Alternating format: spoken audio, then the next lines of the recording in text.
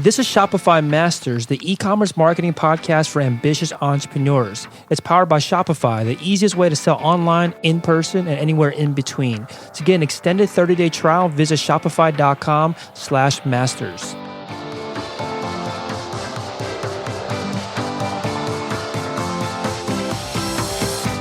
Hey entrepreneurs, my name is Felix and I'm the host of the Shopify Masters podcast.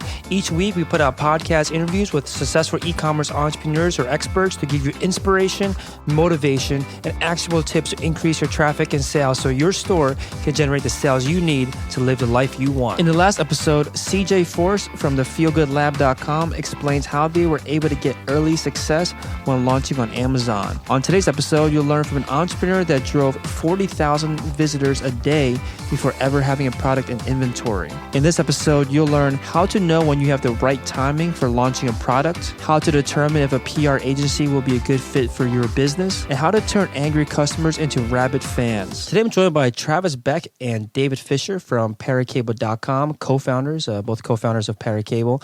Paracable sells premium fabric-wrapped iPhone, iPad, and Android cables and started 2012 and based out of Houston, Texas. Welcome, Travis and David. Thank you very much for having us. Yeah, we appreciate it. Thank you. For sure. So I'm excited to have you guys on. Like I described, premium fabric wrapped iPhone and Android cables. Can you give us an idea of what are some more popular products out of the catalog that you carry? Yeah. So right now, we have the Lightning cables and we have the micro USB cables. And within those two different categories of cables, we have a few different really vivid colorways that we sell on our cables. The most popular product is our Lightning cables by a lot. And I'd say the most popular color is the blue colors for sure. We have a couple different ones of those.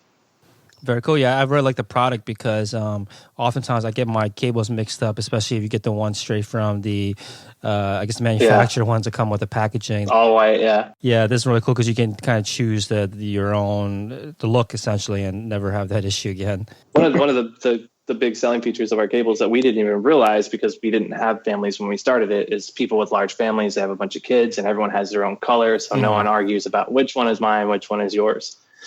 Solves that problem too. That's fine. That's always great that you have this additional benefit to the product that you didn't know existed. So speaking of coming up with the reason for this, how did you guys come up with the idea behind this product? So 2012, the iPhone 5 came out. And when the iPhone 5 came out, they switched from the old 30-pin cable to the new Lightning cable. Mm-hmm. And they've stuck with it since then. But when it first came out, everyone probably had 10, 20, 30 of the old 30-pin cables, but you only had the one that came with your phone. And in October, my wife and I adopted a little cat named Baxter. And his favorite thing to do was to find the Lightning cables and absolutely destroy them. Because the ones that come from Apple, they have that really soft, sort of flexible kind of rubber coating on mostly all of their cables have that on it. And cats really, really love chewing on those cables because they're soft. So after he destroyed about 10 or so, that was enough. So I got with David and was trying to figure out a way to protect these cables. And one of the ideas we came up with was to wrap it in paracord. So David put together a prototype that he built. He basically just took a Lightning cable from Apple and cut it in half or towards the end and spooled it through some paracord and heat shrinked it back up and showed it to me, and it was amazing. So we started from there. That was the original genesis of the idea, was to basically solve a problem that I had. Very cool. Yeah, I think that's a common approach, right? Where you solve for your own problem because you couldn't find any other solutions out there that met your criteria or that worked the way you wanted. So you came up with this idea to wrap it in Paracable. Now, how did you know that other people might want this as well? Because obviously, solve your problem. How did you know that this was a problem that others had and that they would pay for? So our original idea was we were going to make them to order ourselves.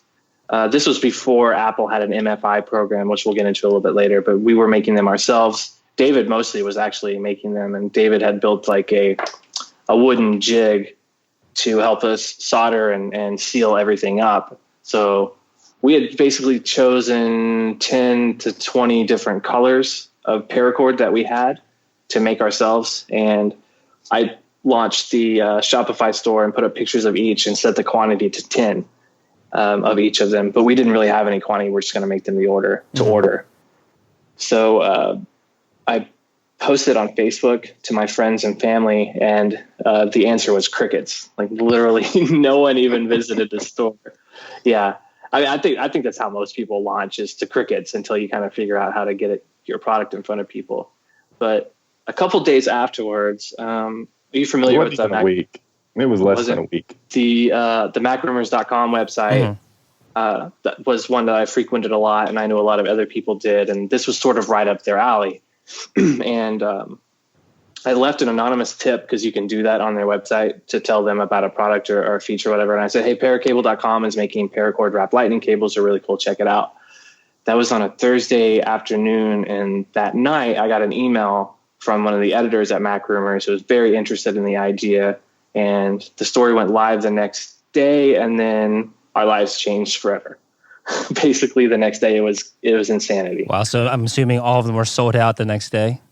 Oh yeah, everything easily. Everything that I had put in stock was sold out the next day, and then we had to make them.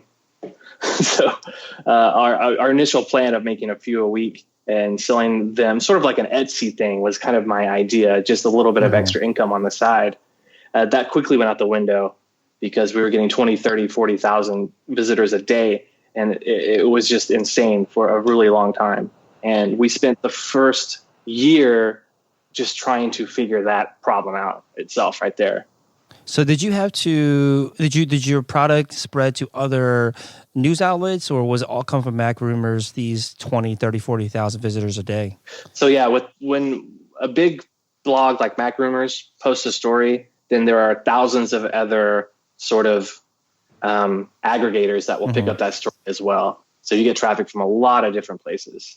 And we still today, that was in 2012, still today we get traffic from that Mac Rumors article. Not near as much as we did, but we definitely still get traffic. Wow. So obviously you had a great product, and you had there's a product market fit, because you sold out so quickly, you got all this traffic, you got featured by one of the big publications in the space. But obviously there's also some luck involved, right? Because you were able to submit this anonymous tip, it got picked up. Do you find that this is could you replicate this kind of success? Like, would you be able to approach other news outlets and say, hey, like, here's this new product that we have? Did you try replicating it?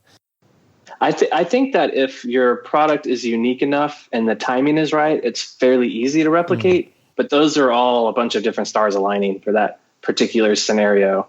It was right after lightning cables had come out. It was a really new product. We were kind of the only ones making something like this. We had one main competitor at the time, but they weren't really big either. So it really was a lot of luck. And as far as trying to recreate that, you can to a certain extent. Once you create these relationships with people, they're more receptive to any new products you put out.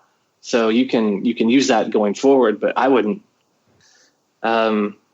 Yeah, it is a lot of luck for that particular instance to happen. Yeah. Did you work? Did you have any other publicity or any other content that was written up about you guys from Mac Rumors at that time?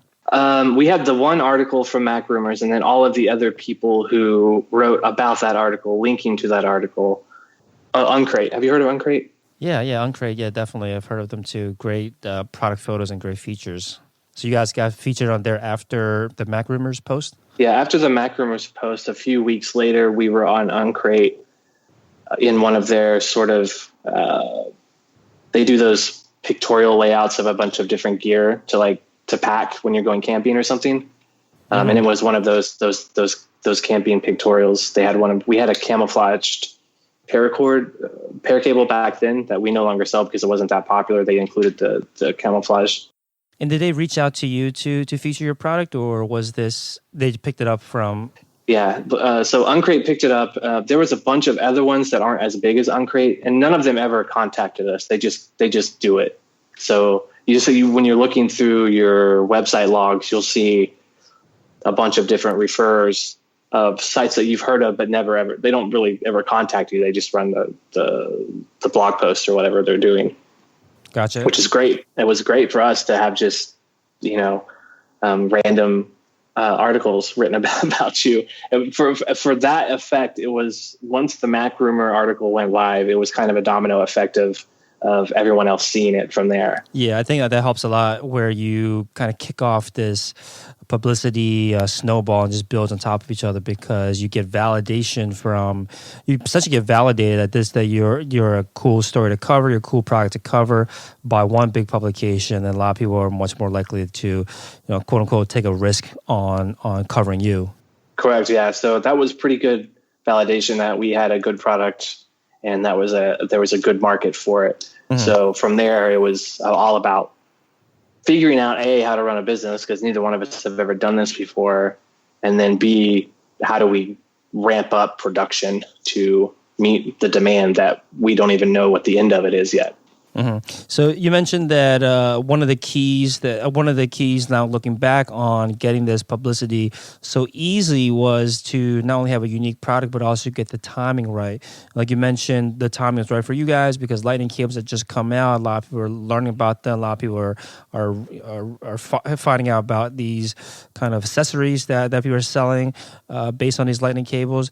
What can you say more about this? Like what else do you look for if you were to start over today and try to time it the right way again? How do you know if you have the right time or not to launch a product? Well, there's kind of one happening right now with USB-C. So anytime there's a major technological shift, especially in our business with cables, it happens occasionally. So when the MacBook came out and it was just one USB-C connector, that was a moment in time to where if you had USB-C cables, then you could have capitalized on that. And then later, when the new MacBook Pro came out and had only USB-C cables, it was further information that USB-C is definitely the future. Everyone's going to USB-C. So at that point in time, we've been working on getting our USB-C cables ready. We don't have them ready yet. We'll have them this year. If we had them ready when the MacBook Pro was announced, then it would have been really, really easy to get a lot of coverage. Is there concern, though, that during this period of time where there's a lot of buzz around a new technological change or new technology being introduced, that there is a lot more competition too, that there's a lot more noise now that you have to fight through to get your product covered? Do you find that, or do you find that the buzz is just so much bigger than the noise? Well, since 2012, we've grown a lot. We now have a public relations team that we hired to take care of all of that for us. That makes it a lot easier once you get to that level, because they already have all of the relationships. Mm-hmm. And whenever we come out with a new product line, then they push that to all the people that they have their relationships with that have covered us in the past. That makes it a lot easier. But we also have our own customer base to work with now. When we introduce a new product, first of all, let me just say that if you have a Shopify store and you're not getting people's emails, you're making a huge mistake. You need to have a mailing list. Even if you don't think that you're selling something that people are going to buy multiple of, you need to have a mailing list. That is your number one source of really easy income. Because anytime I send out a promo newsletter or a new product or new color newsletter, that's usually our biggest day of the month. Every single time. Yeah. Mm-hmm. So I've been building our newsletter since the beginning. And so now we have, 60,000 people on there or something. So when we go out of stock of something and then it comes back in stock, I send out an email. And so everyone who's been waiting gets that email and goes to the site, and we'll order, and we'll have really big upticks that day. Yeah. Definitely want to talk more about that in a bit. But jumping back to the publicist that you're working with, I think this is an avenue that a lot of stores are at too, where they're thinking about getting help with publicity, because it's such a huge beast, huge machine in terms of sending you traffic. But also the relationships are a big deal, right? So you're saying, working with someone that has that is like a PR agency, They already have those contacts for you. But what do they need from you? Let's say that you're preparing for a launch, or maybe you already have a product out there and you just want to get some eyeballs on it, and you approach an agency. What do they usually need from you? Like, how much prep time is involved? Or what's the process like?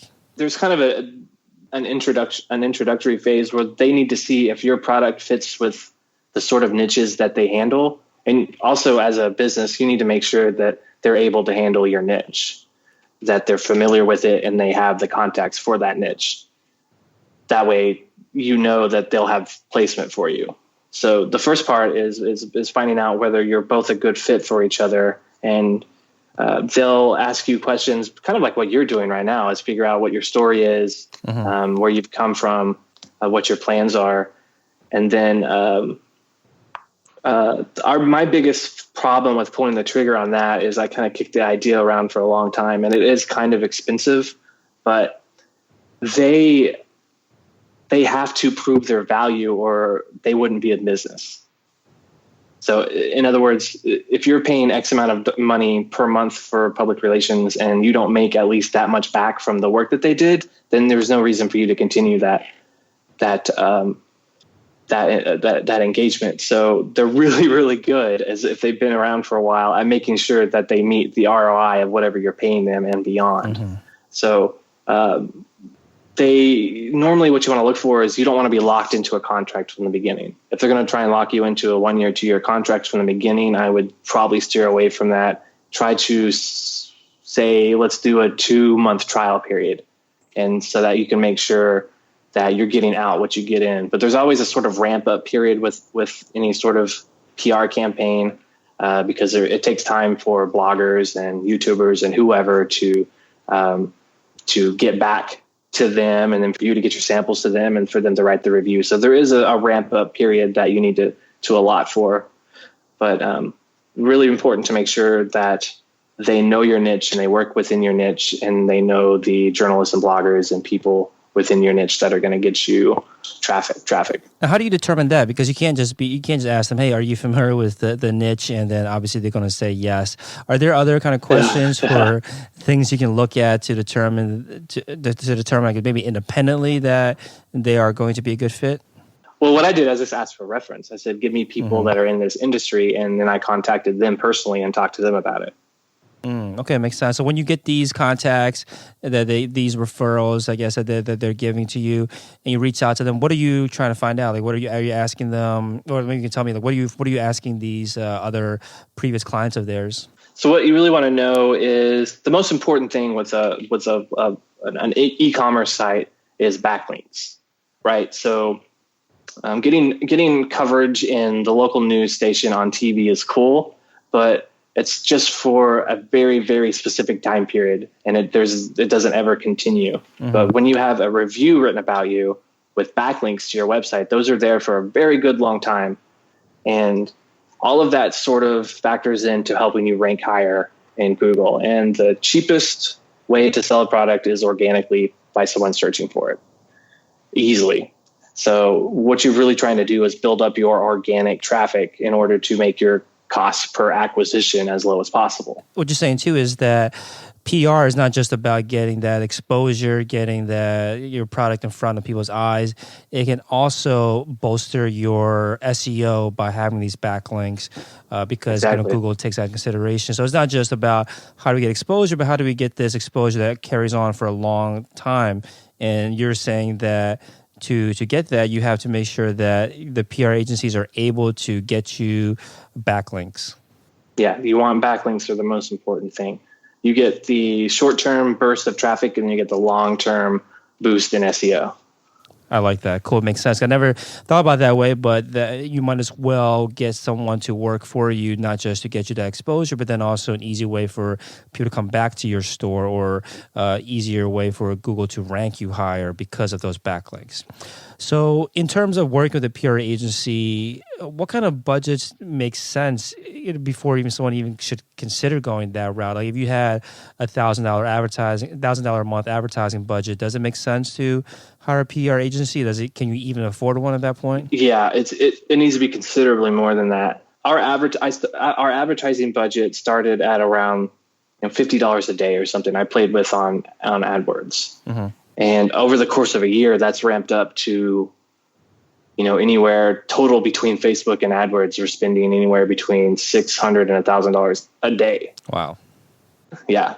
So I ramped up to that point before I even started looking at PR. And so you can imagine the cost. You can extrapolate the cost of PR based on that. So is it fair to say then that you don't even want to consider going to with a PR agency until? No.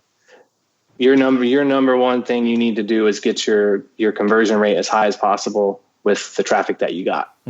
Because if you're sending a bunch of traffic to a low converting site, then you're wasting money. So I A/B tested for like 4 months straight before I even thought about it. And this was through just like traffic that you're buying yourself? Yeah, traffic we was buying ourselves. Cool. Plus the organic and referral traffic. Nice. Okay, cool. So in terms of people that are not going to be able to afford this and want to take this PR approach themselves, any tips on how you can try to manage this on your, based on your experience of doing it on your own, and that now, of course, seeing the professionals do it? Any tips that you can offer someone that's just starting out for the first time with a PR campaign? Like, how do you even find the right contacts, and how should you be reaching out to them to get the kind of coverage that you were getting early on? Sure. So every sort of niche has a blogosphere that will write about that niche. And however big or small that niche is, the smaller it is, the more success you'll have, obviously, getting bloggers to write about your product. And generally, what you'll do is find the influential blogs in your niche and just reach out to them and say, hey, I'm so-and-so, I've got this product. I think your listeners or your readers, or if it's a podcast, whatever, might really appreciate it. You mind if I send you a few? And then don't really ask for anything. Just send them to them.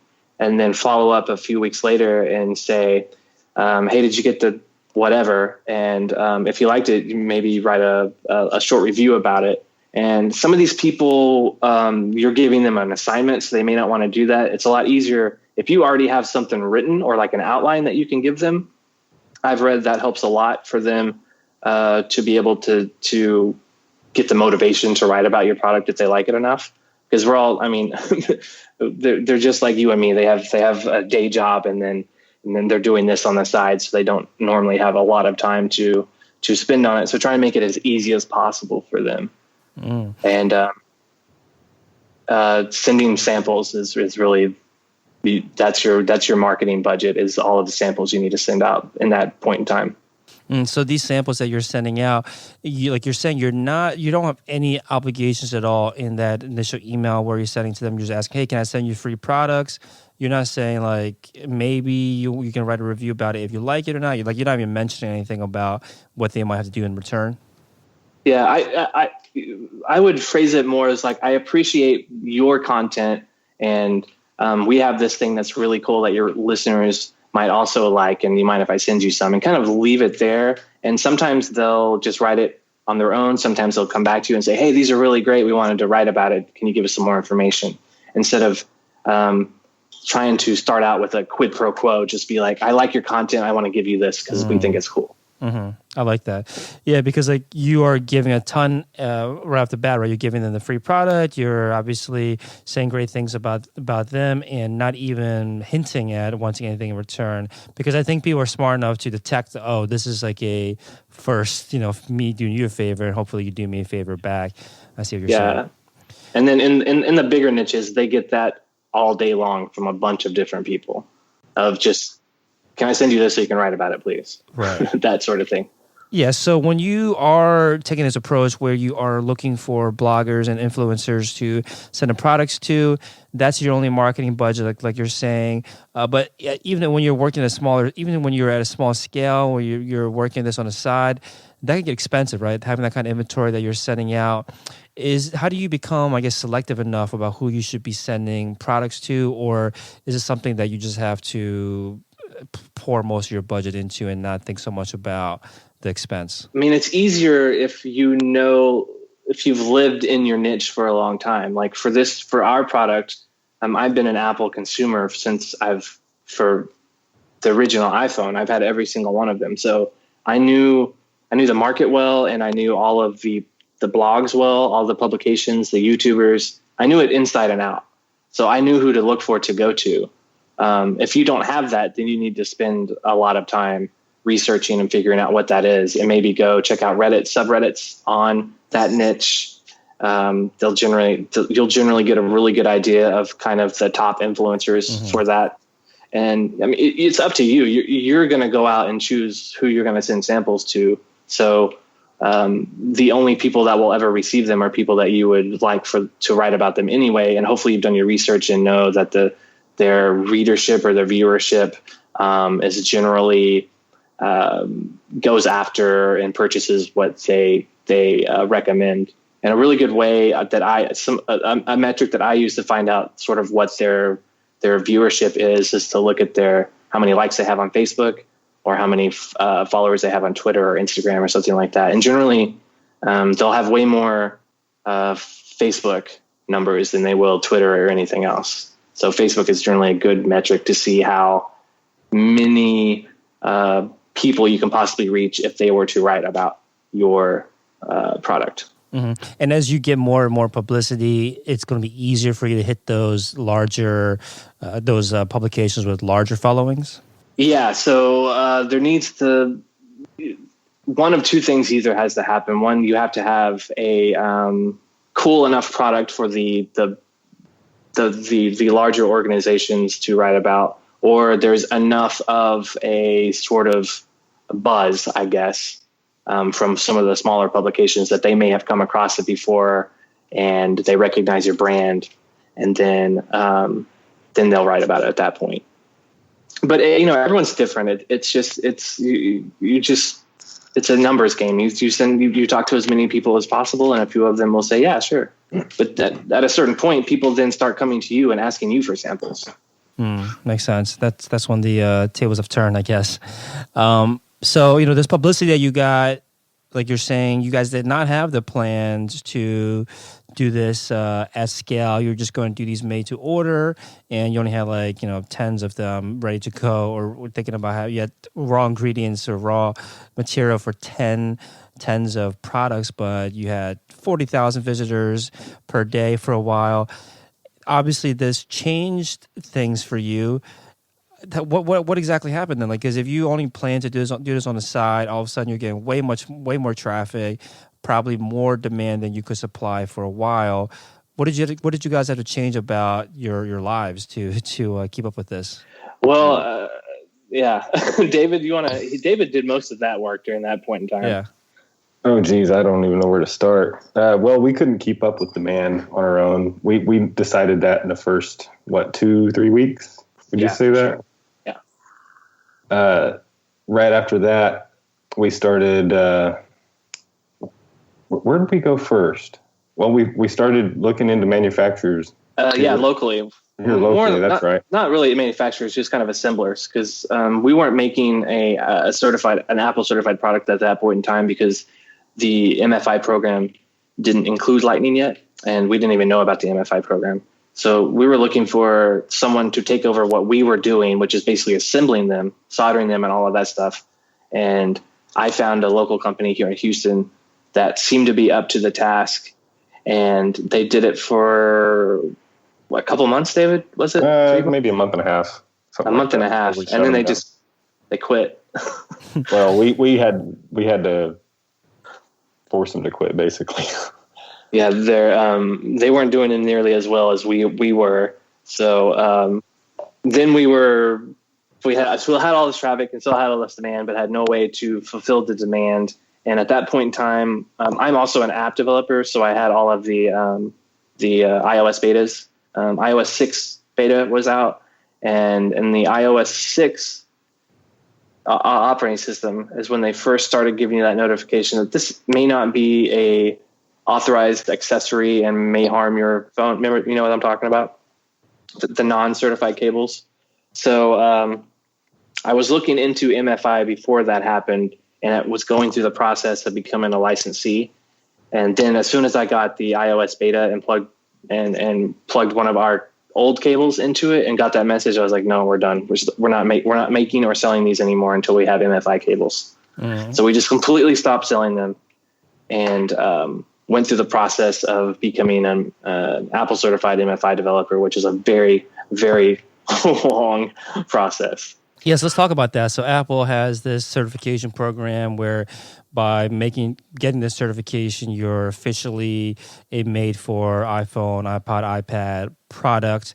But you said that you didn't know that this program had existed while you guys were going about this. So does that mean that was against their policy? Like, what does it mean when you are creating products that are not MFI certified? So Apple has a patent on the Lightning connector. And the ones that we had were obviously not from Apple at that point in time because it wasn't even possible. As soon as I found out it was possible, we stopped doing that completely.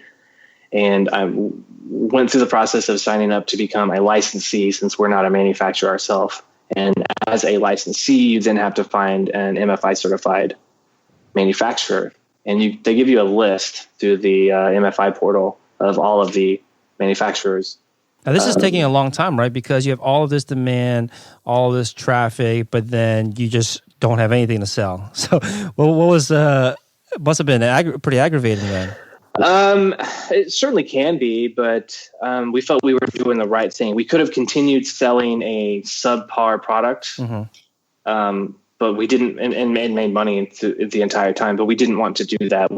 Our goal the entire time was to make a premium, built to last, engineered to last, and also very pretty product.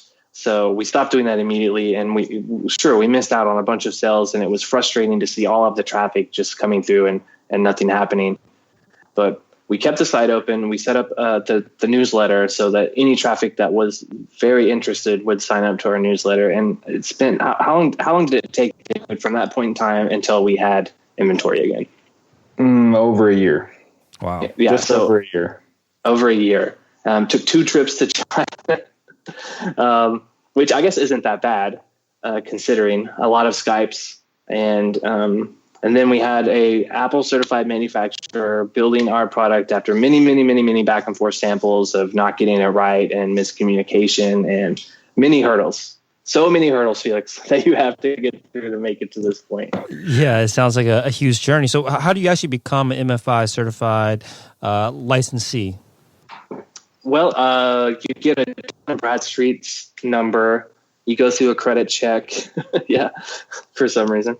You go through a credit check, and then you basically write out what your plan is, what you're wanting to build, and then you're a licensee. And once you're a licensee, you get a licensee number. But then you have to partner with a manufacturer. And like I said, there was a huge PDF of all of the different manufacturers on the entire planet.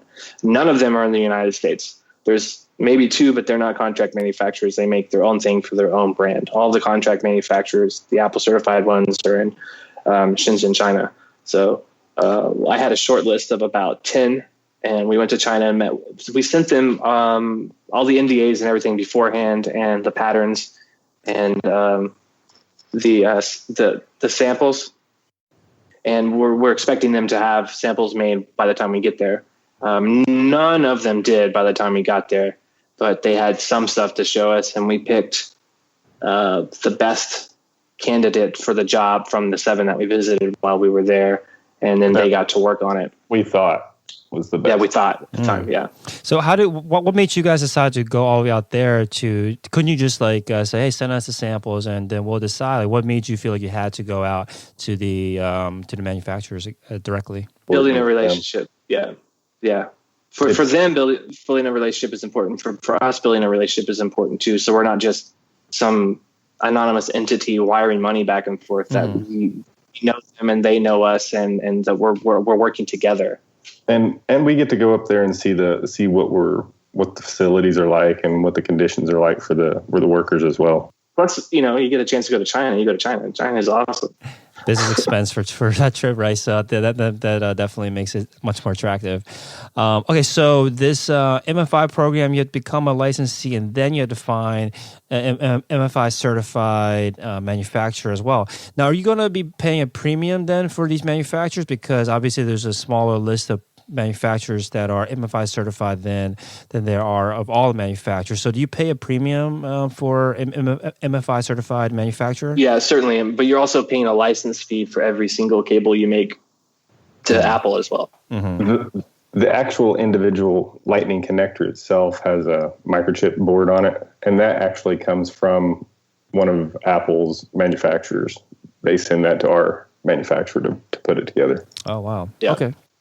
There's a really long time in between when you order your Lightning cables and when you get them, because anybody on the planet who makes Apple certified cables gets their connectors from the same place. Yeah. And they get back ordered a lot. Mm-hmm. So you really, really have to think in advance for your inventory needs. Now, you also sell micro USB cables. I guess we can call it Android cables. Do you have to face these kind of regulations as well when you're selling, products for Android devices? So there really isn't, but we made the decision to stick with the same standard that Apple had set for their cables. We use that same exact cable in all of our micro USB cables. Mm-hmm. So even though they're not actually Apple certified micro USB cables, because that's not a thing, they're using the same exact cable as our Apple certified Lightning cables. Which is a step above on every level. Way above any other level. Told us not to do it repeatedly. We wanted to do it anyway. That's a good thing that you're not forced to go through a different process, right? Because now you already have the cables, understand what kind of standards that you have to meet. Luckily, they aren't completely different standards than what you're already doing. Well, yeah. What we're saying is there really isn't a standard with micro USB, but we forced our vendors to stick with. So when we make our Lightning cables, we braid so many thousands of meters of cable, and then they take that cable and cut it up and solder to create the Lightning cables. We use that same exact cable to make our micro USB cables, and that cable is what determines whether or not the end product passes the Apple MFI certification, because you have to send it to a lab and it's tested. And I see. So no one makes micro USB cables to that standard except for us, as far as I know. That's amazing. Cool. So when you were going through this entire process of the MFI program, and like you guys were saying, it took a year to essentially have everything all set up, were there people or other companies or brands moving in on your space, on the product that you had? Yeah, it blew up. In the time it took us to get our inventory, there was hundreds of competitors. Yes, all the big companies jumped on the bandwagon right off the bat. Every single one of them. And then there were a lot of copycats of those companies. And we had maybe two competitors that we knew of when we started the MFI process, and we were done. We had a sea of competitors, but it doesn't matter. There's plenty of room for everyone to play. Yeah, and plus you were building that mailing list along the way. Now, were you keeping that list warm? Were you emailing them during this period of time, where that whole year where there was nothing for you to essentially sell yet? I don't like to email the mailing list unless it's something really important, because every time you do, you'll have people unsubscribe. Mm-hmm. So generally it's not a lot, but you kind of want to keep that to a minimum. You only want to email.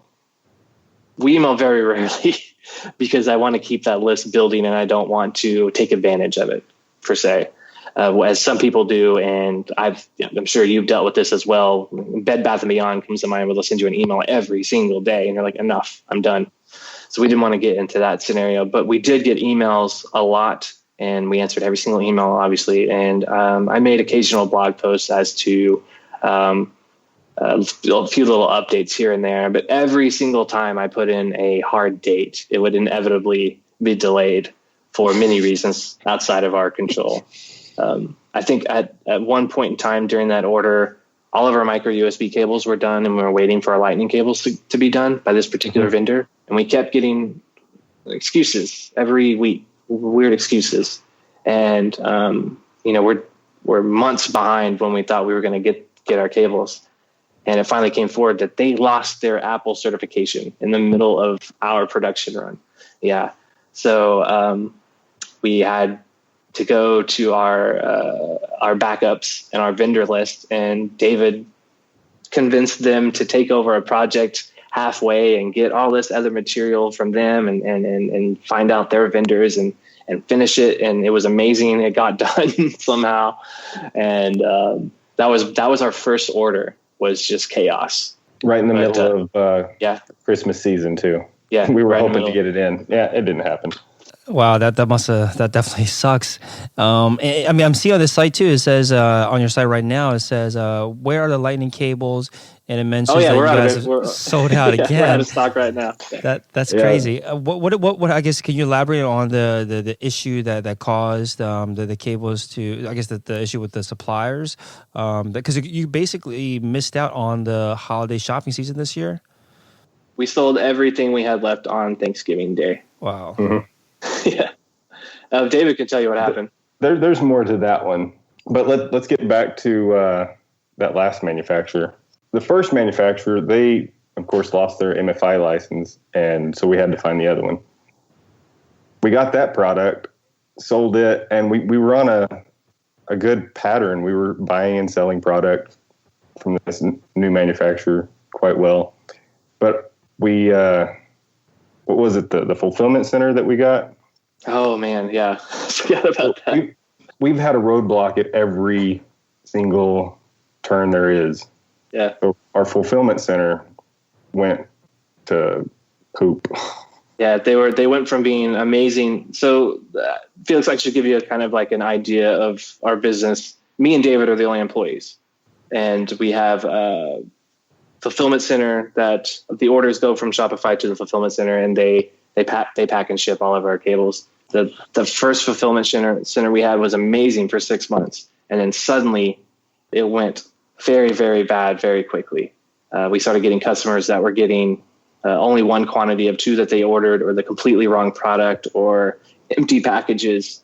Really, really bad stuff. And I kept giving them a chance to fix it, and they'd tell me they fixed it, and then it would keep happening and keep happening. So we had to find another fulfillment center in the middle of that. And if you can imagine getting pallets of products from Chicago to Houston in the middle of trying to keep selling them, that was a nightmare scenario too that we got through. But our new fulfillment center is local. It's here in Houston, and they're amazing. Knock on wood, they've been really good. Quick question there. Now, with the fulfillment center, looking back on it, were there red flags that you, I guess, see now that would lead to all these issues with them not packing their orders correctly and sending the wrong products? Like, were there things that you see now, looking back, that you know to avoid moving forward? Well, what happened was the company was purchased by a larger company in the middle of our service with them. And kind of from there, it went downhill. They were listed on the Shopify App Store, and I'm not going to mention them by name, but all of their reviews were 5-star reviews. Mm-hmm. When I found them, they were great. They were fantastic, mm-hmm. And the reviews held up because their service was fantastic. It's just at a certain point, I don't know what happened internally with them, and there was no way for us to know, but it just went south very quickly. And we later found out that the reason why is because the company was a service contractor to other warehouses that they really didn't have control over. So when there was a problem with a physical warehouse, they don't have people there to mm-hmm. take care of that problem. They just email the supervisor, say, here's a problem, take care of it. We didn't know any of that until after we had left and done more investigation. So I guess if you're going to pick a fulfillment center, make sure that they're not a third-party service supplier for other warehouses. Make sure mm-hmm. that it is a warehouse fully run by that company. Right. You don't want to be too far removed from the actual people doing the job. Well, for instance, our SKU was off by something like 1,200 items, like on the computer. They misplaced around 1,200 items one day, and it took 2 months to figure that out. Yeah, it was really bad. That's crazy. Okay, so you have these issues with the fulfillment centers. Those are all figured out now. But then are there still also issues, maybe not so much today, I think you have a lot ironed out, but issues with suppliers not holding up their end of the bargain too? Well, it's kind of, for this order that we're waiting on right now that should have been here for the holiday season, we ordered in September, early September. We've been waiting on it since then. We should have ordered it in October, and we would have had it by then. But it's one of those things. It's one of those things where we're waiting on their vendors. which was mostly the lightning connector itself was on back order for a really long time, and they had no idea when they were going to come in. They ordered them the day that we put in our order, and it just took a really long time. They were actually supposed to be in time for us to get them by Thanksgiving, but they got back ordered by the company that we're supplying them. Do you know what I mean? Yeah. So this is an issue that was probably affecting all suppliers of this kind of cables. Okay, makes sense. Now you mentioned, I think through our pre-interview questions, that one of the keys to your success are unprecedented levels of customer support and standing behind your product and your warranty. And you also mentioned that when you treat your most angry customers with loving kindness and respect, they become rabid fans. Can you say a little bit more about this? Like, what are some what does your customer support look like to create rabid fans out of angry customers? If someone has a problem with a cable that they purchased from us, we stand behind it 100%. It's really easy, and a lot of people expect to jump through hoops when dealing with the warranty. But basically, this is how it works. Someone emails us and say, "Hey, I have a problem with the cable I ordered such and such day," and I say, "Sorry about that. Is your address still the same?" And I send them a new one. It's as easy as it can possibly be. Mm-hmm. And so when people are expecting friction in that process, they are angry from the outset with the expectation of having to deal with a bunch of BS. And so occasionally we get emails from customers that are very, very, very angry. And I just put myself in their shoes and do the best I can to apologize and alleviate any concerns they have about the product, and then just replace it immediately. And they usually get it in a couple of days, and no one ever expects that. And the people who are the most vocal about being angry turn into the people that are most vocal on social network about how awesome the experience was that they had with you. Mm-hmm. And it's free. All you have to do is just be kind and stand behind your product. That is the one marketing thing that will always work. Like any tips and tricks that you have on AdWords or Facebook or Instagram, that changes weekly, but that will always work. Yeah, I like that you've identified that the most angry and vocal customers are also going to be the most vocal fans once you convert them into a fan too, because there's a type of person that likes to voice their opinion a lot, and if you get them on your side, it's free word of mouth marketing. Now, when you see angry customers airing complaints publicly, let's say not even to you directly, but they're maybe using your name and you're able to identify or see that they're posting about it online, like how do you approach that situation? Yeah. So a lot of people see that situation as a PR nightmare, but in actuality, it's an amazing opportunity because when people see the brand publicly responding and dealing with the claims in a kind way and making sure the customer is taken care of, people see that. Like, you think that they're only going to see the negative review or the negative comment. Well, we're also going to see whether or not you commented as well. And I always like handle any of those situations, public or private, whatever. It's always handled. And when it's a public situation, then that generally it's to your benefit if you can take care of it. Yeah, they're almost like teeing you up for you to show your customer service. And if you're able to take advantage of that, like you're saying, I think a lot of times people are wary of buying from new brands or new stores online because they don't trust. They don't have that trust yet. But if they can see that you are, like you're saying, standing behind your product and your warranty or whatever else you're promising, that trust is definitely, validated and makes them much more comfortable to buy from you. I think everyone's experienced that too when you're going through Amazon or Newegg reviews on some product, and it's generally positive, but the really, really negative ones, you see that the brand actually responded to that person and gave them avenues for remedying whatever problem they have, then that gives you a certain amount of satisfaction that if you have any problems, that it's going to be taken care of. Mm-hmm. Gotcha. Okay, so other than obviously the great customer support or responding to customers and making sure that whatever problem they have is solved as quickly and as easily as for them as possible, are there other kind of quick or maybe easy wins for people that can implement today or this week to improve their customer support? To improve their customer support, I guess that's up to the people in charge of that. So for us, David and I handle every single email, every tweet, every Facebook comment, every Instagram comment. Everything is handled exclusively by either me or him. And so we kind of are the best at it because it's our thing.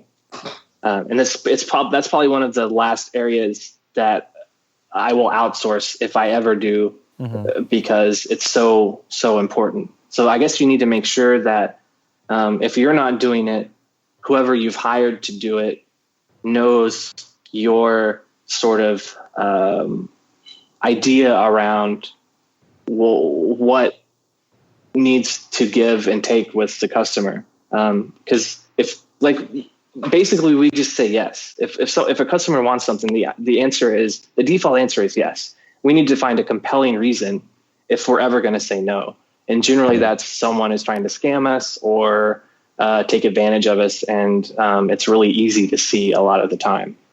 So I guess whoever you're hiring needs to know like your mindset around taking care of customers. And a really good place to start is read Tony Hsieh's book, Delivering Happiness, the CEO of Zappos. I think that was probably the biggest influencer in the way that I handle customer support. I like how you said that pretty much by default, any question, any request from a customer is defaulted to yes. Because I think a lot of times whenever I have had experienced bad customer service, it was almost like going to battle, right? It's almost like they're going to say no. I have to convince that no into a yes. Like you already have all this building up in your head that once you approach customer support or customer service, whoever's representing the company, if there is no friction at all, you're like, wow, that was amazing because I expected something so much worse. So if you just, that's a great way to kind of delight your customers by making them, appreciate that, or basically showing that you appreciate them and having the action to back that up. Now, what about on the other side? What are there any kind of common customer support mistakes that you see stores of big and small doing that they should be correcting? I think that the biggest mistake that I come across whenever I'm dealing with support is not allowing the person you're talking to be empowered to take care of the problem. Whenever it keeps having to be escalated to someone else who's empowered to take care of your problem. And that's the benefit of when you're dealing with me and David, like we're admins on the store, we can do whatever we want. We're all empowered to do anything we need to do in order to make the customer happy. Because that's the most important thing, is not your system, not your hierarchy. The most important thing is to make the customer happy. Because without the happy customers, then you don't have a business. And we have the opportunity to investigate every avenue of every email. We can pick the name, the email address, and then research all of that information on what products they bought and when they bought them and everything. And it makes it easier to work with the customer that way when you know all the details. And heck, they don't even know all the details sometimes. Yeah, sometimes we get an email that's like, hey, I bought a cable once and it's broken. And just from their email address, we know everything from their store history on our store at least. And so we can say, yeah, I see you bought this at this time and this date and what seems to be a problem, what can I help you with? Instead of, hey, what's your order number, or do you have the email, that confirmation email? Just put the need to do all of the research on yourself instead of putting it back to the customer. A lot of back and forth. We try to prevent that as much as possible. Yeah, that also, of course, causes that kind of aggravation that we're just talking about wanting to avoid. You want to make it easy for the customer. You don't want to make it seem like they would do all this work to even before you can even help them or begin to help them. Yeah, we've all called the bank before when you have to put in your passcode with the keypad. And then they answer the phone and they're like, can you tell me who you are? Yeah. What did I go through all that for? Did I just tell you that? For sure. All right, so cool. So, tons of demand, of course, for the product, lots of great publicity, some issues that came up that were out of your hands on the supply side. But through all that, how have you been able to, or how much have you been able to grow the business since starting? So we really got started in 2013 is when the store opened. Next year, we'll easily do over $1 million in revenue in 2017. We almost did this year, but we had many months without inventory. So next year, we easily do over $1 million. Amazing. So what are the plans for the next, or I guess for this whole year, this 2017? What do you guys want to focus on to hit that number? So we'll hit it with what we have right now, just because of the sort of traffic that we get now. But what will really push us beyond is our USB-C cables will be coming out sometime this year. And that is a huge market because we get 3, 4, 5 emails a day of people. When are the USB-C cables coming? Do you make USB-C cables?